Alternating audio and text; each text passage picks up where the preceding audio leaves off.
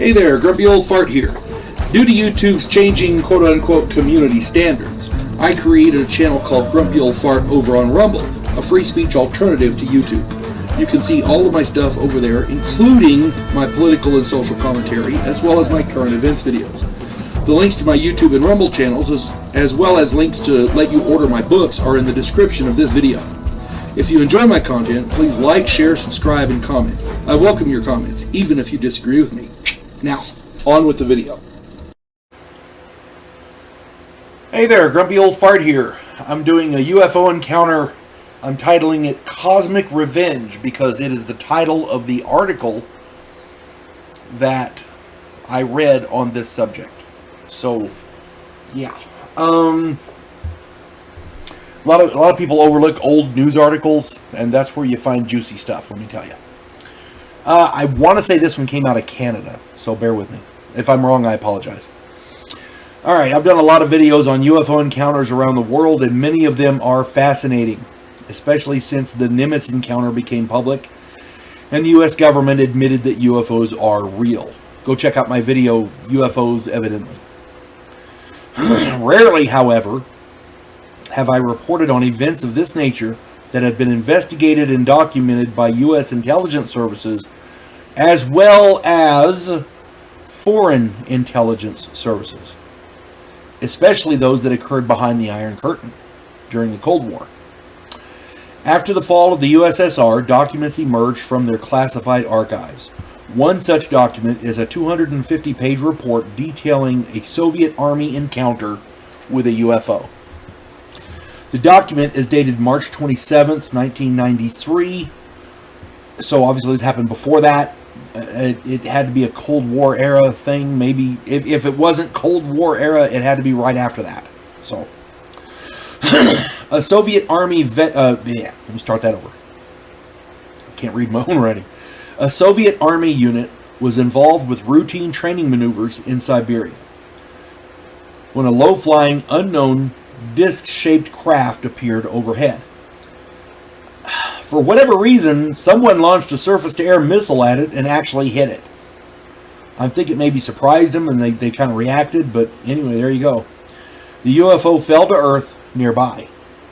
5 short humanoids with large heads and large black eyes emerged from the debris. 2 soldiers who survived the encounter stated that the aliens moved close together and merged into a single object of spherical shape. That object began to buzz and hiss and then became brilliant white. The sphere grew much larger and then exploded in a flare of bright light. At that instant, 23 of the 25 soldiers who were observing the phenomena turned into, quote, stone poles. That's what it said. The 2 soldiers who survived happened to be standing in the shade and were less exposed to the luminous explosion. The KGB report goes on to say that the UFO debris and the remains of the 23 petrified soldiers who were taken to a secured scientific facility near Moscow. The analysis of the soldiers said that the unknown energy transformed the living tissue into limestone. They were literally turned into limestone. The assessment is that the aliens, the assessment that the CIA people who analyzed this document gave, the assessment was that the aliens are very capable of defending themselves. I would imagine so. I can't imagine somebody traveling all that way and not being able to defend themselves. I'm reminded of there was a story a long time ago of some workers in Africa, and they were building something. They weren't armed, but they had a lot of tools, and they were attacked by somebody, and I don't know who it was. As I recall, it was something like local tribesmen, and they ended up using their tools to defend themselves.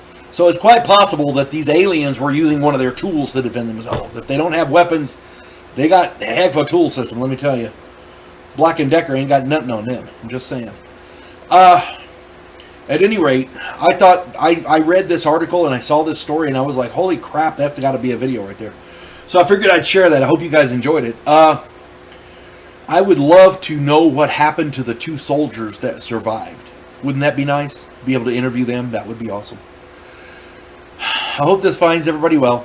You folks have a good day. God bless one and all. UFOlogist, a scientific representative of a pacifist race called the Gandhiri, is sent away as an exchange officer. His objective? To learn the one skill his species never developed, to fight. And he's sent to learn that skill from the one species who does it better than any other in the galaxy, humans. If you like science fiction with an upbeat military tone, check out my novel, Vanguard 1.